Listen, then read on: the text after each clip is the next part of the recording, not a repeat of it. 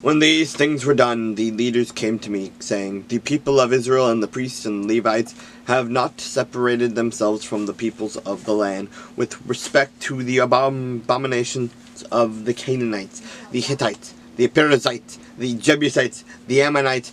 to the Moabites, the Egyptians, the Amorites, and for they have taken some of their daughters as wives for themselves, and their sons, so that the holy seed is mixed with the people of those lands. Indeed, the hand of the leaders and rulers had been foremost in this trespass. So when I heard this thing, I tore my garment and my robe, and plucked out some of the hair of my head and beard, and sat down astonished. Then everyone who trembled at the words of the God of Israel assembled to me, because of the transgression of those who had been carried away captive. And I sat astonished until the evening sacrifice. At the evening sacrifice I arose from my fasting, and having torn my garment and my robe, I fell on my knees and spread out my hands to the Lord my God.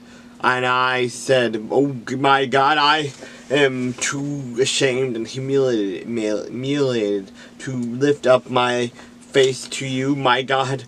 for our iniquities have risen higher than our heads, and our guilt has grown up to the heavens. Since the days of our fathers to this day we have been very guilty, and for our iniquities we, our kings and our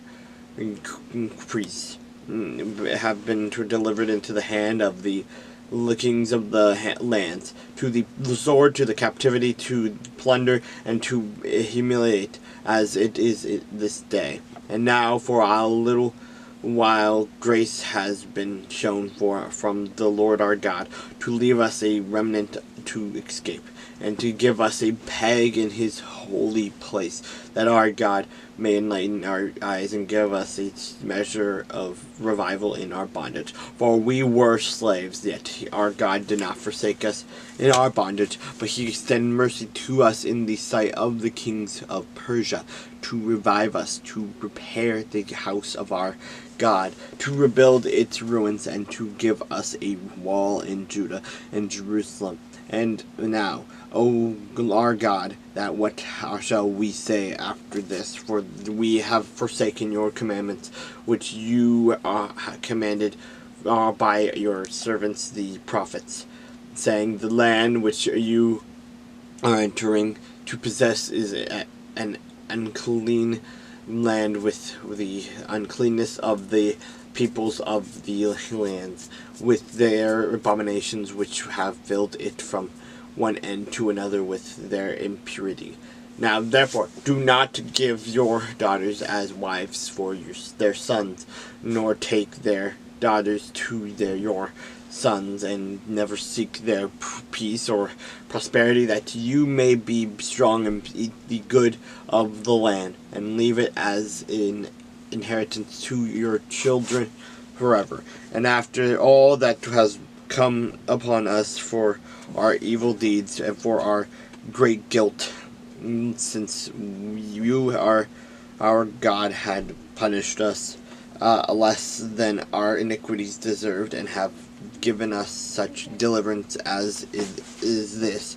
should we again break your commandments and join in marriage with the people committing with these abominations? Would you not be angry with us until you had consumed us, so that there would be no remnant or survivor? O Lord God of Israel, you are righteous, for we are left as a remnant, and as it is this day we